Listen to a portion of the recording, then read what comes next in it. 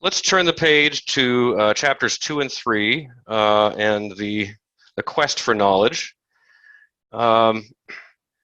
Science to me is meaningful because not only does it determine who we are, but again, how we think and how we perceive the world and how we perceive ourselves.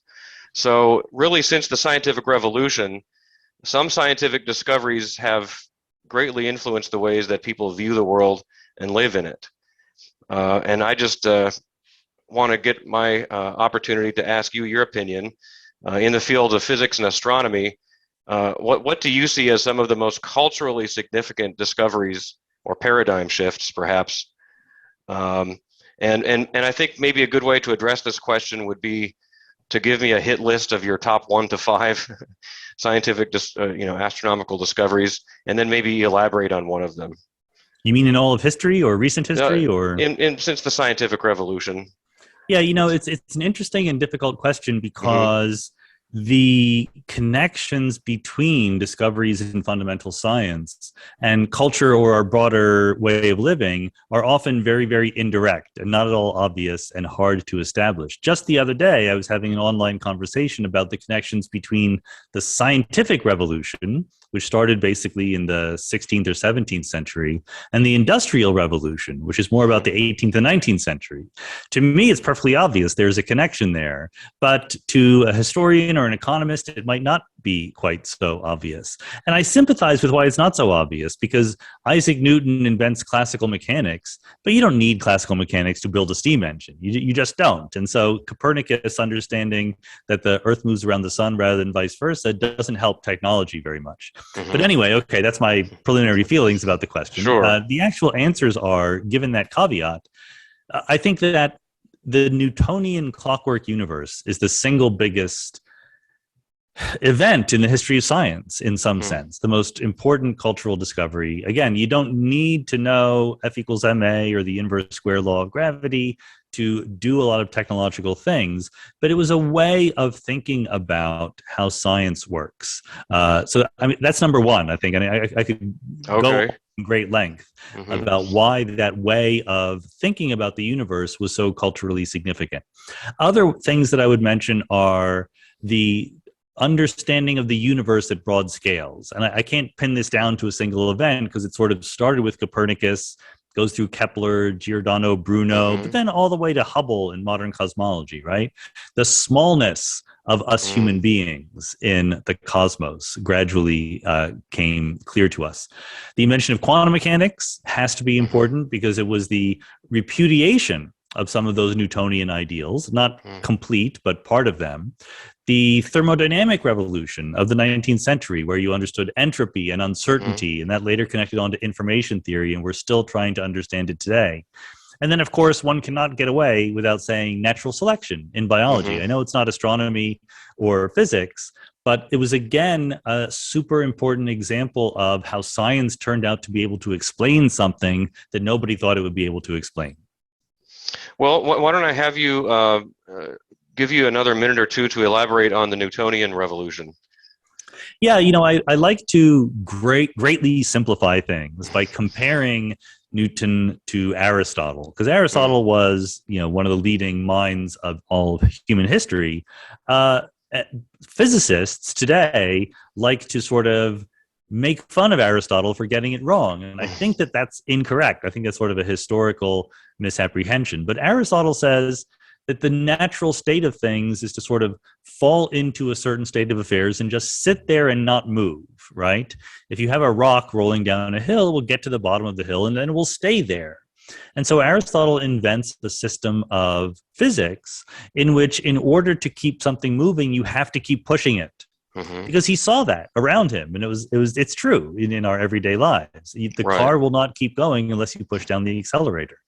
It took thousands of years, but people figured out eventually that's the wrong paradigm to use. The natural state of motion is constant motion in a straight line at a constant velocity. If you're out there in outer space and you have a spaceship moving away from us, it will tend to move away from us at a constant velocity, except for the very slight pull of gravity. The only reason why rocks and cars and things in our everyday world come to a state of rest is because of friction, because of dissipation, because they're losing energy. And that's not really the natural state of affairs. So when Newton came up with his theory of classical mechanics, he worked within this newfangled idea of motion at a constant rate being the natural thing. And then he showed what happened if you deviate from that natural thing by acting a force on an object. That's F equals ma, force equals mass times acceleration. And then it wasn't until after Newton, it wasn't until Pierre-Simon Laplace around the year 1800 that we really appreciated the deep significance of this revolutionary transformation. Because Laplace points out that if you know the position and the velocity of absolutely everything in the universe at one moment of time, then you can predict, if you have infinite calculational abilities, you can predict everything about the future and everything about the past. It's what I call the Laplacian paradigm. It's a way of thinking about how the world unfolds. It's from moment to moment. You don't need to know the whole past history of the universe to predict the future from the present state. And it's completely deterministic. If you know everything about the current moment, everything follows from that. And finally, and most importantly, it doesn't need anything outside to keep it going. There's this feeling you get from intuition, and it's what Aristotle sort of tried to codify, that if something is moving, there must be a mover. There must be something pushing it, giving it that impulse. But in the Newtonian paradigm, things just move. That's their natural way of doing things. It's a change in focus from a world of causes and effects to a world of patterns, which we call the laws of physics, unbreakable patterns that connect one moment of time to the next moment of time. And even though there have been changes through relativity and quantum mechanics and so forth, that's still the way we think about physics in the modern world. Yeah, that's very well said. And I guess I've often thought of Principia as the benchmark moment in sort of our instinctive belief in what I call magic willpower. Basically, like, how does the world work? It's magic willpower. If things happen, it's because something or somebody wants them to happen. And I think that belief fundamentally never got challenged until maybe a moment like that. I mean, was it really that profound? Well, I think it was that profound. And in fact, I think that there's sort of a book waiting to be written that compares advances in science to the people's favorite proofs for the existence of God over the years. Right. Because if you think about, people's favorite proofs for the existence of God from the time of Saint Anselm, they were often coming down to the fact that there's some feature of the world, either the fact that it exists, the fact that it moves, etc., that can't be explained without invoking something supernatural, which you're going to call God. And then, roughly speaking, Newton undoes that. He doesn't try to do it. He's very religious himself, but his system implies you don't need anything external to the universe. And you can kind of see, and again, I'm not an expert in this. This is not an academically respectable opinion, but I don't know if it's true or not. But I think that an emphasis switched from arguments from cosmology or ontology to arguments from design. Even though the world can keep itself going, it's just so beautiful and complex and well ordered that God needed to put it together, right? And Newton himself was sympathetic to that point of view. And then Darwin comes along and kind of pulls the rug out from under that particular way of thinking. So there's a back and forth between the theological explanations for how we should think about the universe to scientific explanations for how the universe actually works. Yeah, those kinds of arguments appeal to the principle of what I call the "it can't happen, it just can't happen" principle.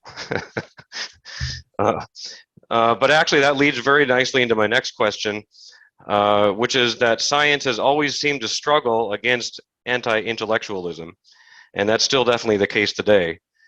I've noted that 2 of Rush Limbaugh's 4 pillars of deceit are science and academics. So many people do not trust scientists or academics, or they see them as having an agenda.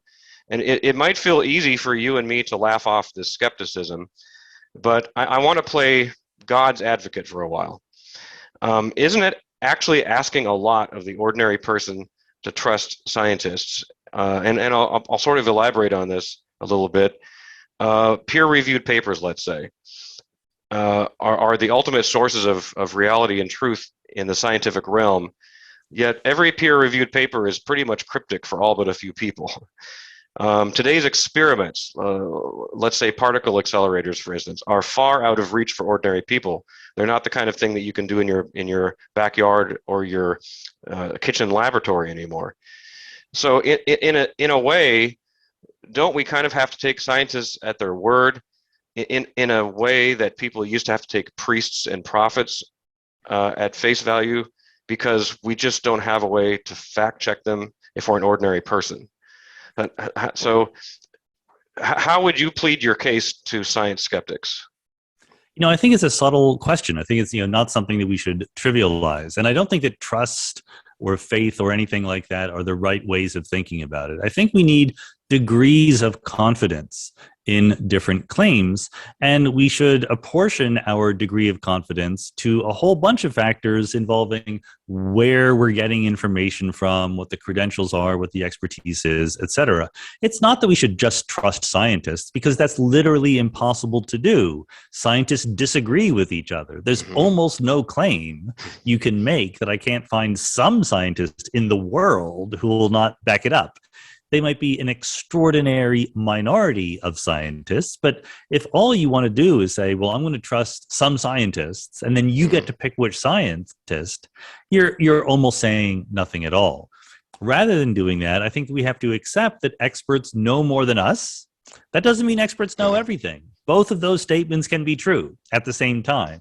I think we have to appreciate how difficult it is to go from an individual piece of the scientific literature to a conclusion. If you find a paper that says evidence that the earth might be flat after all, and you say, well, there it is, there's a paper, therefore I should believe it. And the scientist knows better than that. They will be asking, who wrote the paper? What other papers have they written? Have they made other contributions that are somehow believable? When you read the paper, does it make sense internally? Does it follow logically? Does the evidence actually back up the claims? Do they recognize the problems with the claims, and do they deal with them? How does it fit in with other things in the literature and so forth? It's a million issues that a professional scientist knows immediately to address, which a person who is not a professional scientist doesn't. So again, that doesn't mean we should just trust the scientists, but there's a reason why we should give extra credence to people who are experts in their fields, knowing that they're not going to be 100% right, but they're going to be way more right, a larger percentage of the time than someone who does not have that kind of expertise.